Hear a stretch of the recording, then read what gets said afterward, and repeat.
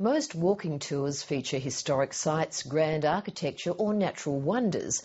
But in a bid to help the homeless, one organisation is offering a walk showcasing city squats and shelters under the guidance of young people who've lived on the streets. Run by one of Victoria's largest welfare groups, the tours are offered to politicians, philanthropists, business leaders and school children in an effort to empower homeless youth and advocate for better support services. Natasha Johnson reports.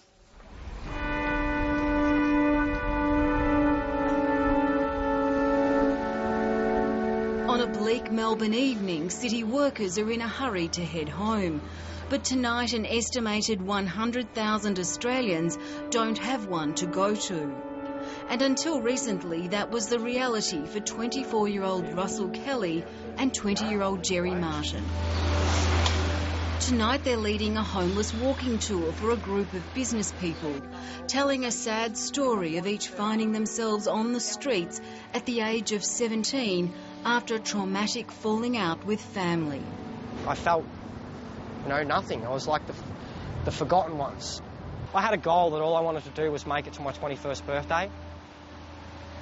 What kind of goal was that?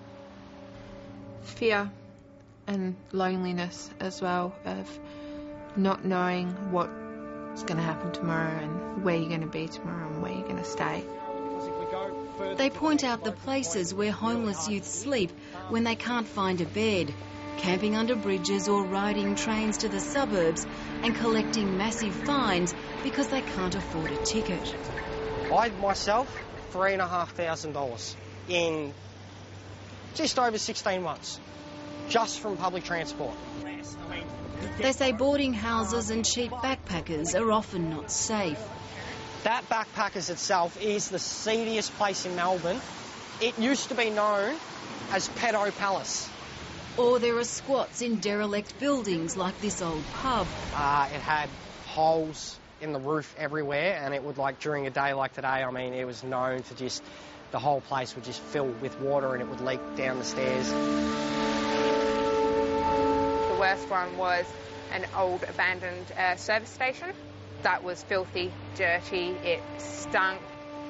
Did you feel that there was a real sense of community within the squat? Yeah, it became quite a family thing, and everyone just looked out for everyone and took care of each other. The tours are run by Melbourne City Mission, which operates a unique wraparound service for homeless youth called Front Yard. OK, how old are you, mate? I'm 17. Yeah, cool. It has 9 services, including Centrelink, housing, employment, health and even a hairdresser under one roof, and frequently sees young people in terrible condition. There was that young guy that used to come to Front Yard all the time, and he had the same pair of socks on for 9 weeks. And so we actually ended up having to take him to the health service to actually get his socks peeled off his feet because they were kind of rotted to the bottom of his feet. And he was 21. And to me, fundamentally, these are things that young people should never have to experience. A group of young people, including Russell Kelly, came up with the idea of tours for politicians, business leaders and school children as a way of educating and advocating for more funding or services. Front Yard says it selects clients who are well on their way out of homelessness, providing support, a small payment and training to ensure the tours are not exploitative or intrusive. Having that opportunity to expose part of their lives to the people who make decisions affecting their future was a very powerful way that they could have their voice.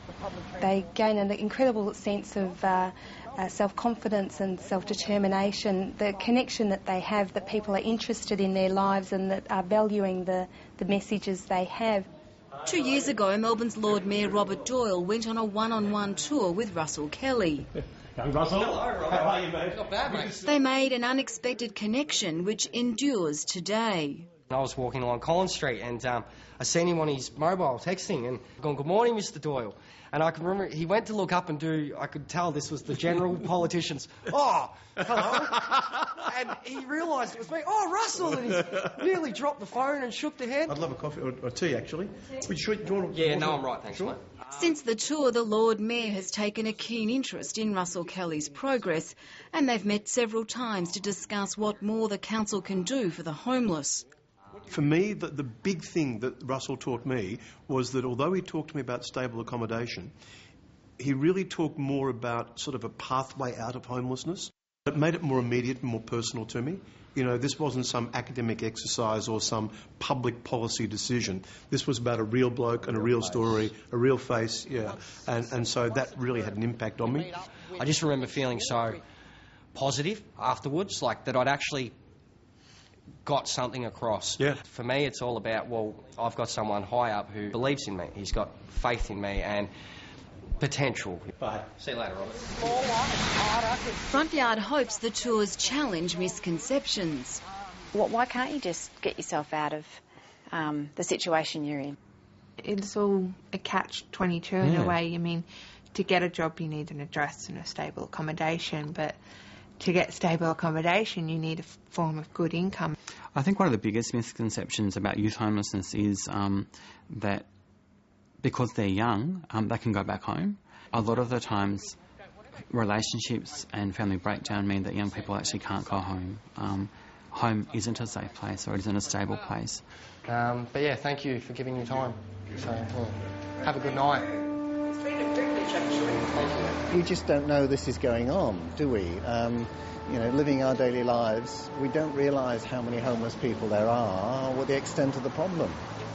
Opening people's eyes often translates into action. Caroline Holmstrom's engineering company has done significant pro bono work for Melbourne City Mission since her staff was shocked by an earlier tour. I mean, you'd never want your children to go through that. You just really wouldn't. It would be heartbreaking. I've yet to see somebody finish the tour without without being compelled to open their wallet and try to offer young people money there and then on the spot. So it absolutely translates into very tangible effects. Russell Kelly, Jerry Martin and daughter Taylor now have stable accommodation. They've returned to study and are reconnecting with their families. They've still got a way to go, but they have a future that's much brighter than the past. Yeah, look, we have, I guess, a lot of joy in our life. This is our little family. You know, as long as we can support each other, mainly mentally, then I think we can get through pretty much anything because of what we've already experienced.